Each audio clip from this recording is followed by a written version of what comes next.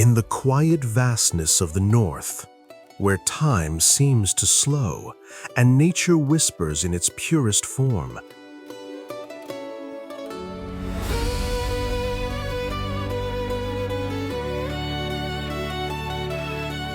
lies a land shaped by extremes and resilience.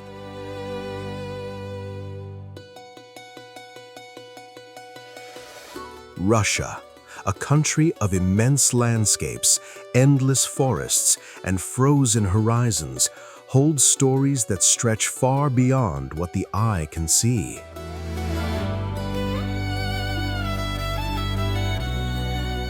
From the golden glow of its historic cities to the silent, snow-covered wilderness, every corner carries a sense of mystery and depth.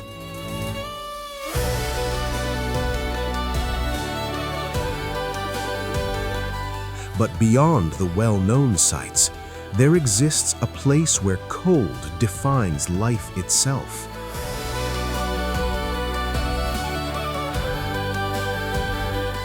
Where winter isn't just a season, but a way of being. Today, we journey deeper into this frozen world, to a remote city where temperatures plunge beyond imagination, and yet life continues with quiet strength and beauty.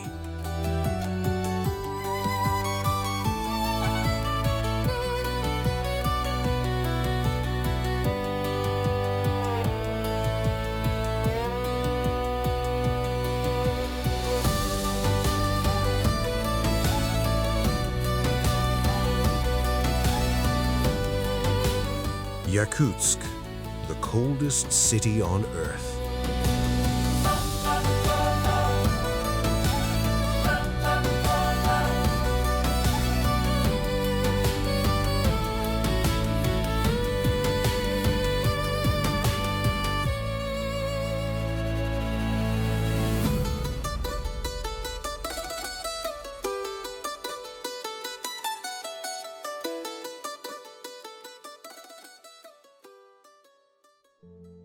In winter, temperatures often drop below -50 degrees Celsius.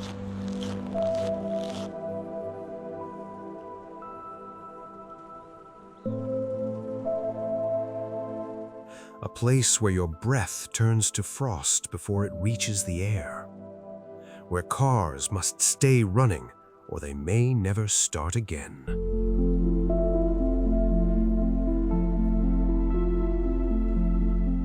But this isn't a research station. This is a city, a home for over 300,000 people.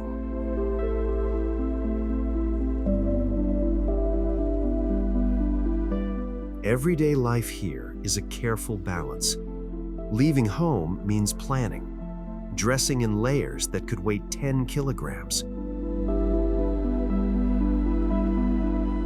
Even a short walk is a small challenge, and yet people do it every day.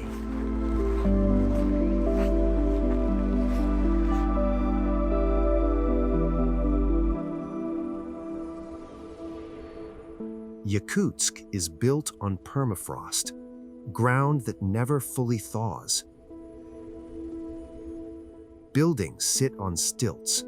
Pipes run above ground, insulated like veins of the city.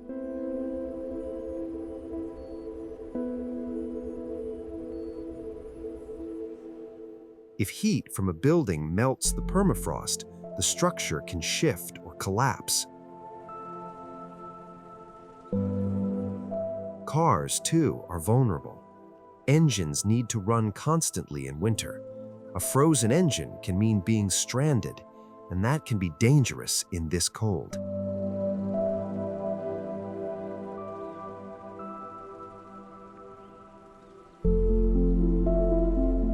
For outsiders, these might seem like extreme precautions.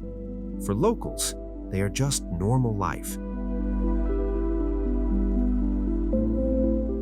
Every morning begins with a calculation. How long can I stay outside? Which paths are safe? Which roads are too icy? Even routine activities, walking to school, picking up groceries, commuting to work, become small exercises in survival. So why stay here?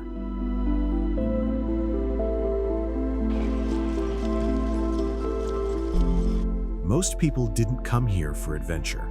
They were born here. Their parents, grandparents, they've all lived with the cold.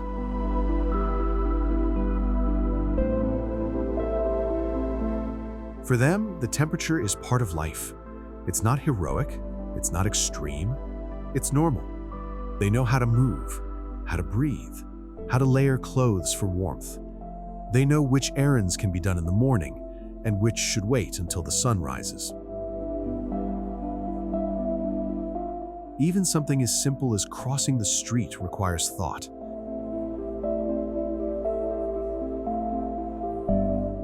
And in this shared experience, a community grows. People look out for each other, quietly, without saying much. A nod, a glance, enough to know someone has your back.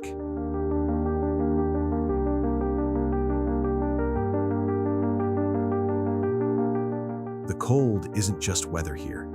It's a constant presence. Skin exposed for a minute can start to freeze. Frostbite is common. Even walking can be risky if the wind is strong. People take precautions, but accidents happen. A dropped tool, a frozen pipe bursting, a miscalculated walk across an icy road. These moments can turn dangerous quickly.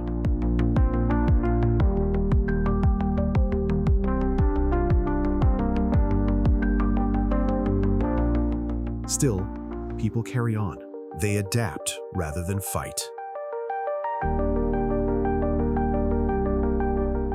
Layers of fur, thermal clothing, hats, scarves, gloves. Every step, every breath, planned carefully.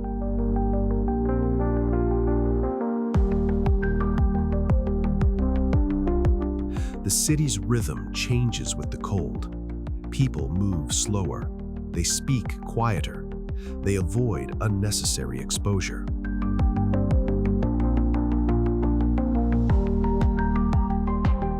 And yet, life continues.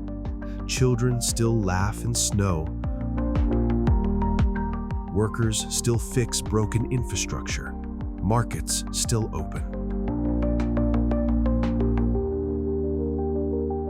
Inside buildings, life is warmer but still fragile. Wood stoves hum. Radiators work overtime. Windows fog with condensation. Every source of heat becomes precious. Even a small failure, a broken heater, a frozen pipe, can have big consequences.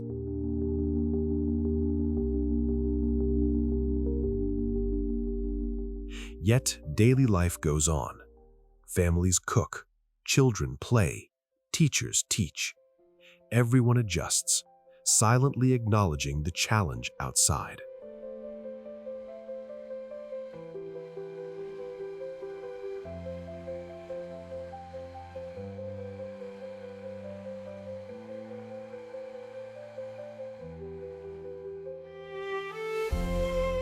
It's a quiet kind of resilience, not flashy, but real.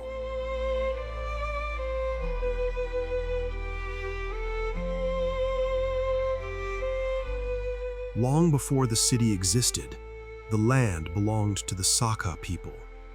They were nomadic. They respected the cold. They did not see it as an enemy.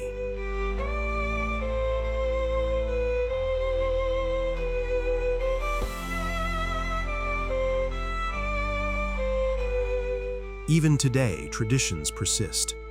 Winter festivals, fire ceremonies, rituals to honor the land.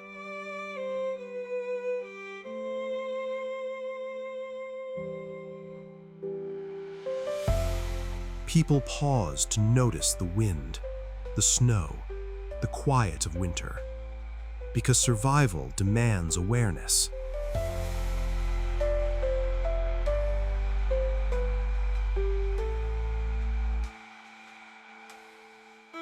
The cold teaches respect.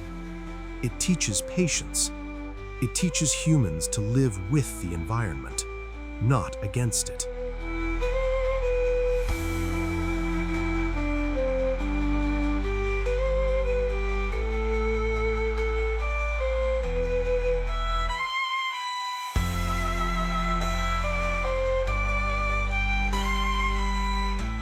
And then you notice something. Life here isn't just about struggle. It's also about clarity. The extremes of winter strip life down to essentials: warmth, food, shelter, connection.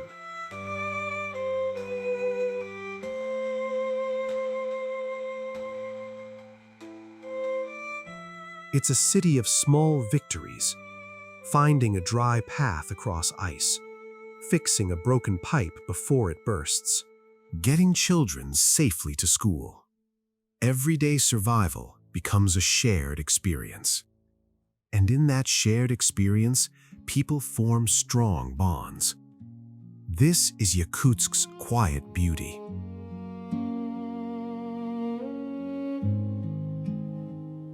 The branches held their breath all night, frost-stitched silver through the air.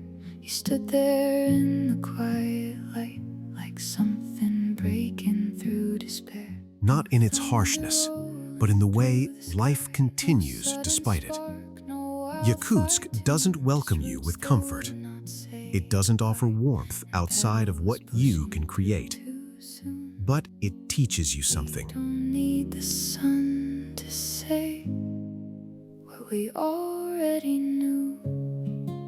About endurance, about attention to small details, about resilience, and maybe about yourself. When to remember, still we find a way to show. Every frozen inch of ground couldn't keep us buried down. We're a cold bloom, we're a cold bloom now.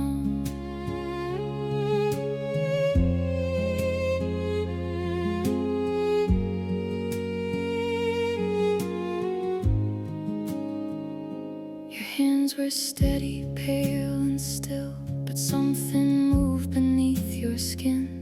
A quiet, stubborn kind of will that never asked where to begin. No crowd to watch, no grand parade, no bright applause to mark the scene. Just something fragile, unafraid, alive inside the in-between. We don't need a sign to prove what we've always been. We're a cold bloom in the winter, growing where we shouldn't grow. No when to remember, still we find a way to show. Every frozen inch of ground couldn't keep us buried down. We're a cold bloom, we're a cold bloom now. And if the thaw never comes, if the sky stays hard and gray, we'll carve a life from the silence. We'll make our own kind of day. No need for perfect conditions, no need for easy light. We were born in the distance, we learned to grow in the night. We're a cold bloom in the winter, breaking through the quiet snow. No soft spring to surrender, still we rise and let it show. Every frozen inch of ground tried and failed to hold us down. We're a cold bloom, we're a cold bloom now.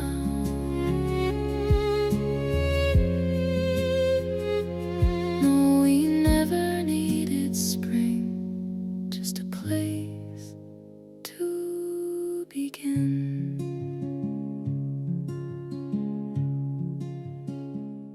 We begin this section where the last left off. You have seen what -50 feels like on skin. You have watched breath freeze mid-air. You have heard the silence that settles over Yakutsk like a held breath. But silence is not emptiness. Silence here is the sound of calculation. Every resident of this city, all 350,000 of them, wakes each morning to the same question. Did the cold take anything during the night? Not could it. Not might it. Did it? Because in Yakutsk, the cold does not threaten. It acts.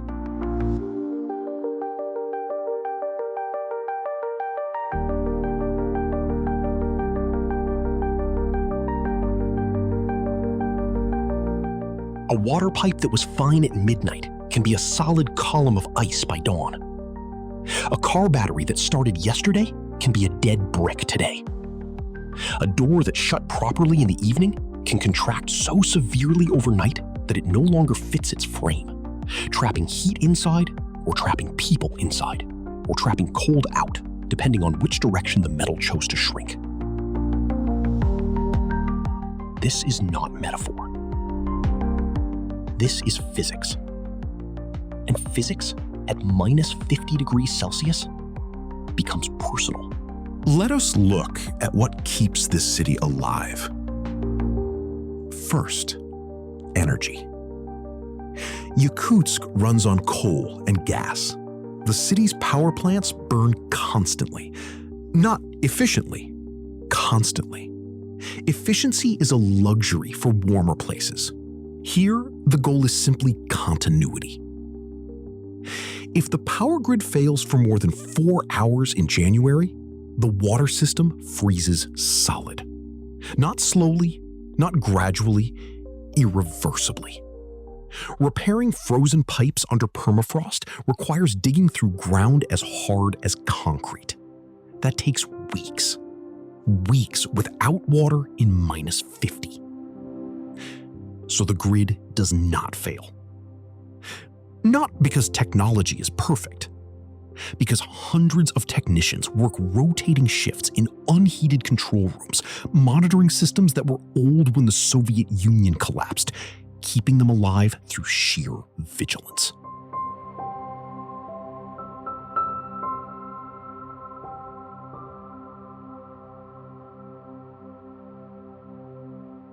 Second, water.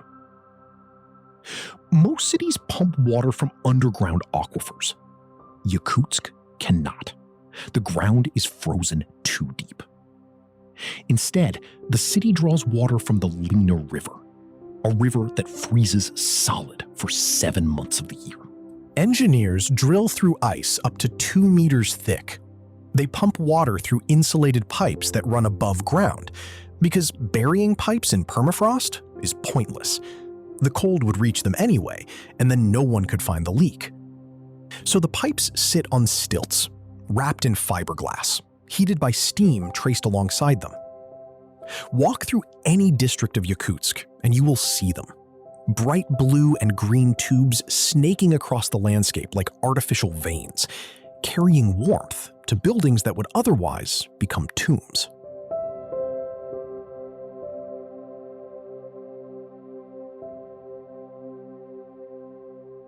Third, foundations. Every building in Yakutsk stands on stilts, concrete piles driven deep into the permafrost, but not into it, above it. There is a gap, sometimes a meter, sometimes 2. That gap is not an architectural choice. It is a necessity. If a building's heat reached the permafrost directly, the ground would thaw. Thawing permafrost turns into mud. Mud cannot support a 5-story apartment block. The building would sink, tilt, collapse. The stilts allow cold air to circulate beneath the structure, keeping the ground frozen even as the rooms above stay warm.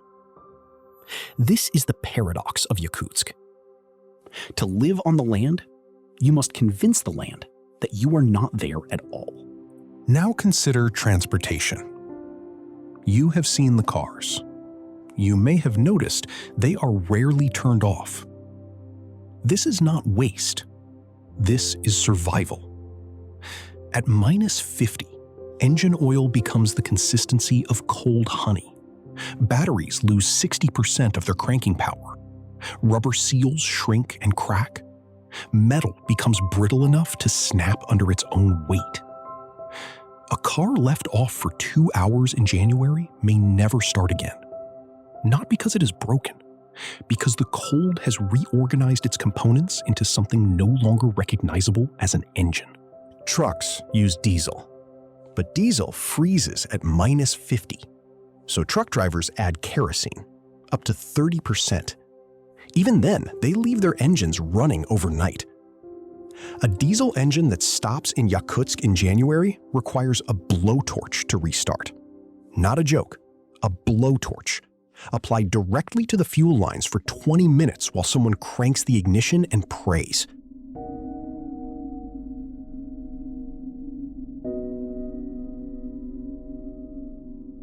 There is a word in Russian that Yakutsk residents use for this ritual: progrev.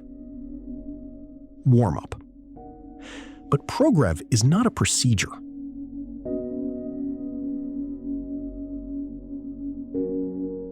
It is a relationship. You learn the sounds your engine makes when it is suffering versus when it is dying. You learn how long you can leave it off before the cold penetrates the block. You learn which parking spots hold residual heat from the buildings and which are exposed to wind that strips warmth away like a thief. Machines in Yakutsk are not tools. They are partners. And partners require attention.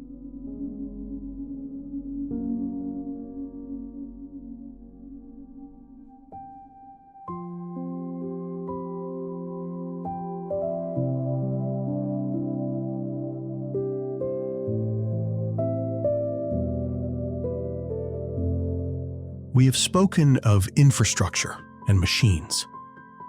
Now we speak of you. The human body is not designed for Yakutsk. Nobody is. Not the Nenets, not the Evenki, not the Saka people who have lived here for centuries. They have adapted culturally, not biologically. Your body at -50 performs a series of calculations. Unconscious, automatic, relentless. First minute. Blood vessels in your extremities constrict. Fingers, toes, nose, ears. The body sacrifices them to keep your core warm. This is not painful yet. It feels like tightness, like pressure.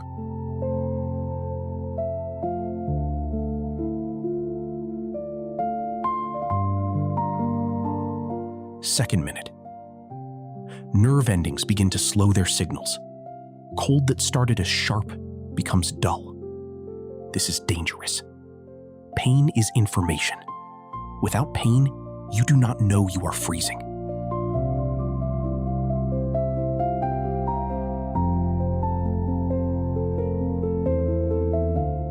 Third minute. The body begins shivering, violent, uncontrollable. This is not weakness. Shivering generates heat, up to 5 times your resting metabolic rate. Your muscles are burning energy to save your life. Fifth minute.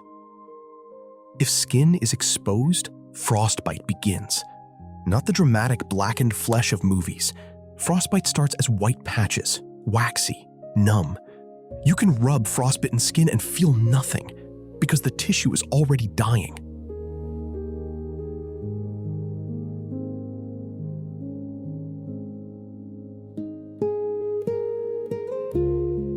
10th minute. Hypothermia begins to affect cognition.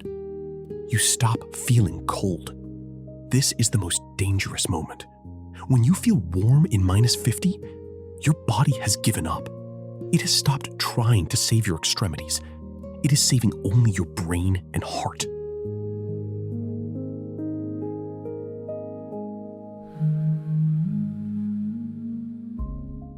15th minute. Without shelter, without heat, without help, unconsciousness. 20th minute. Death. These are not estimates. These are averages. The cold can move faster or slower depending on wind, clothing, body fat, age, alcohol, exhaustion. But the trajectory is fixed. And everyone in Yakutsk knows it. Not academically, not abstractly, intimately.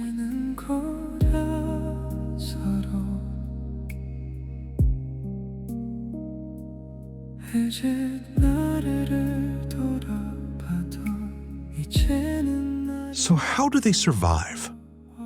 Let us examine what they wear. A resident of Yakutsk does not put on clothes. They construct a shelter. Layer 1. Thermal underwear. Not cotton. Cotton kills in the cold. It holds moisture against the skin, and moisture conducts heat away 25 times faster than air. Merino wool or synthetics. Tight, breathable. A second skin.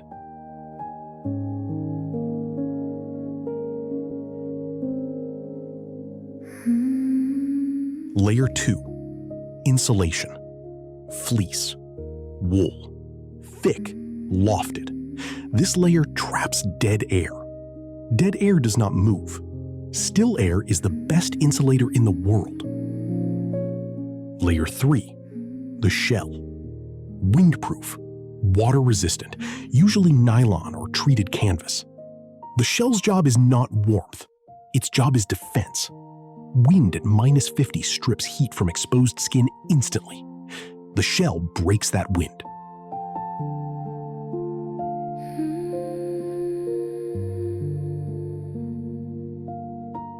Layer 4. Outer protection. Fur. Real fur, not synthetic. Synthetic fur freezes stiff and holds frost. Real fur, particularly reindeer or dog fur, has hollow hairs that trap heat even in extreme conditions. The indigenous peoples of Yakutia have known this for thousands of years. Modern science has only recently caught up.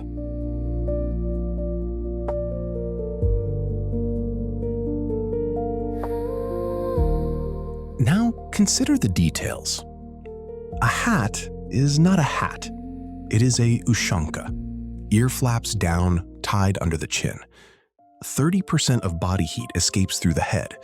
The ushanka closes that leak. A scarf is not a scarf. It is a face mask, wrapped so that exhaled breath travels downward, away from goggles or glasses. If breath rises into eyewear, it freezes instantly. You become blind.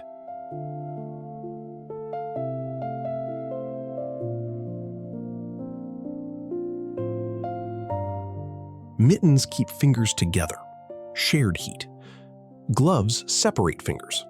Separate fingers freeze faster. The outer mitten is fur. The inner glove is wool. Between them, air. Boots are not boots. They are furnaces. Felt liners, thick soles, room for 2 pairs of socks. Wool over silk, because silk wicks moisture away from skin. The boot must be loose enough for toes to move. Tight boots cut circulation. Circulation is warmth.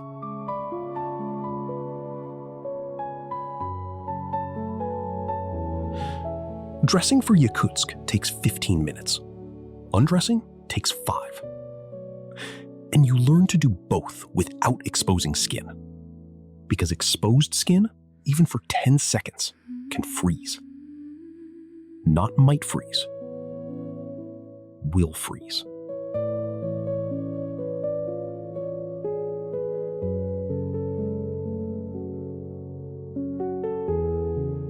We must discuss something that outsiders rarely understand. Heat in Yakutsk is currency. Every action is measured in thermal cost. Opening a door costs heat. The cold rushes in. The furnace works harder. Fuel burns faster. Talking outside costs heat. Each exhale releases warm vapor. Each inhale brings cold air that must be warmed by your body. Walking costs heat. Exercise generates warmth. Good. But sweating creates moisture. Bad. Moisture freezes. Frozen clothing against skin is a death sentence.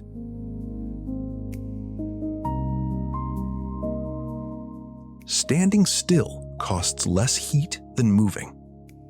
This is counterintuitive. In most places, movement keeps you warm. In Yakutsk, movement increases surface area. Your arms swing. Your head turns. Wind finds gaps in your clothing. The optimal strategy is slow, continuous motion with minimal exposure. This is why Yakutsk residents walk the way they do. Not hurried, not shuffling. Deliberate. Each step placed. Each breath controlled. Each glance calculated.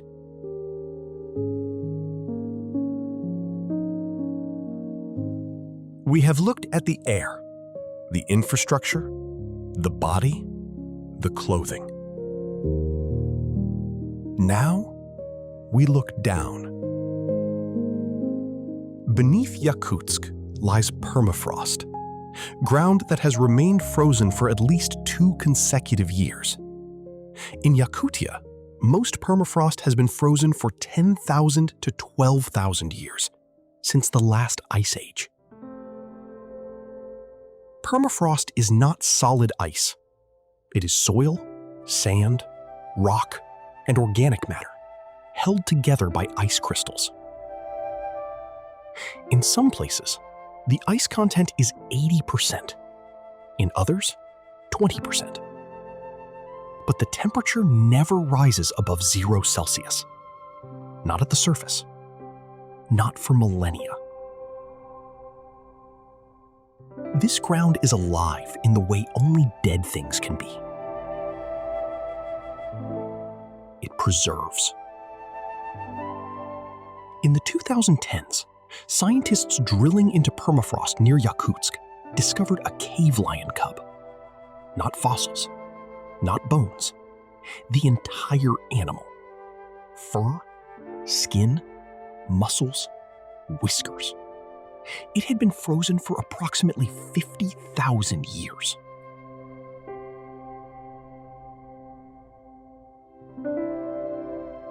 They named it Spartak. Spartak looked like it was sleeping. It was not sleeping. Spartak was remembered. The permafrost has also yielded woolly mammoths with hair still orange, ancient horses with hooves intact, and bison with horns so well preserved that their growth rings could be counted. In any other climate, decomposition would have claimed these creatures within months. Bacteria would have consumed the soft tissue, scavengers would have scattered the bones. Time would have done its work. But here, time stopped. The cold does not destroy. The cold archives. This is not poetry. This is science. Permafrost temperatures are low enough to inhibit bacterial activity completely. Organic matter does not rot. It freezes. And in freezing, it waits. There was a term for this: cryopreservation. Yakutsk sits on the largest natural cryopreservation vault on Earth. And now, that vault is beginning to open. Climate change is not a future threat in Yakutsk. It is a current event. Temperatures in the Arctic are warming 3 to 4 times faster than the global average. In Yakutia, permafrost that has been frozen for 10,000 years is beginning to thaw. Not everywhere, not all at once, but enough. You can see it from satellite images. The ground is slumping, creating craters, lakes that didn't exist a decade ago. Forests of larch trees leaning at unnatural angles, their roots no longer anchored in solid ground, but floating in mud. This is called thermokarst.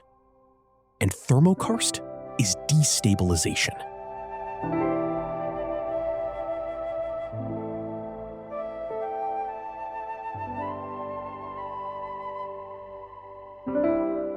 The thaw also releases what the permafrost has been holding: carbon, methane, ancient organic matter finally decomposing after 50,000 years of suspended animation, and diseases.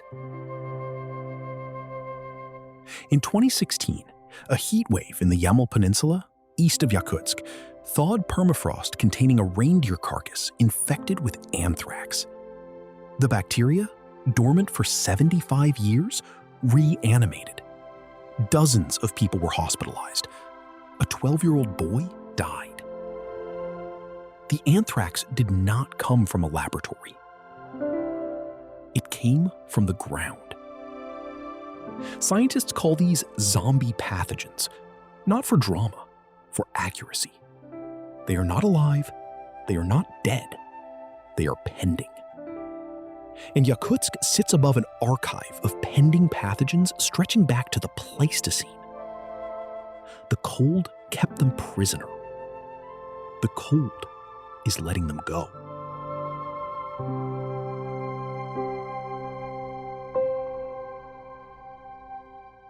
We end this section with a question you have likely been asking.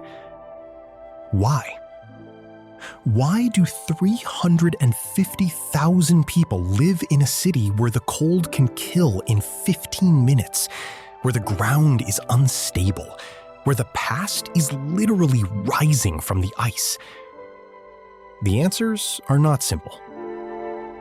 Economic. Yakutsk is the administrative center of the Sakha Republic. It has jobs. Mining, diamonds, gold, natural gas pays well enough to justify the hardship. The region produces 25% of the world's rough diamonds. Those diamonds come from the ground.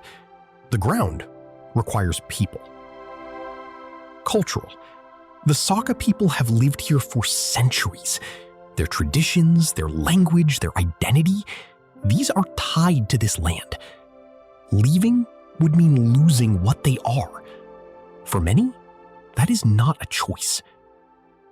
Familial. Generations have built lives here. Parents, grandparents, graves. You do not abandon graves. Psychological. This is the answer outsiders understand least. Surviving Yakutsk produces a kind of clarity.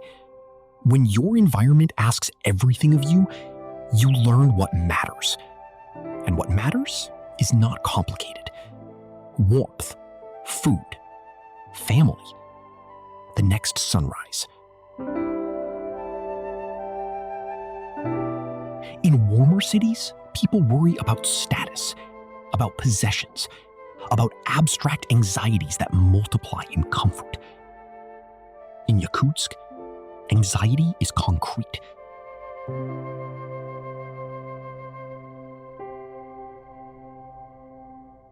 Is the car running? Are the pipes frozen? Do I have enough fuel? Is everyone home? That is the list. It is short. It is manageable.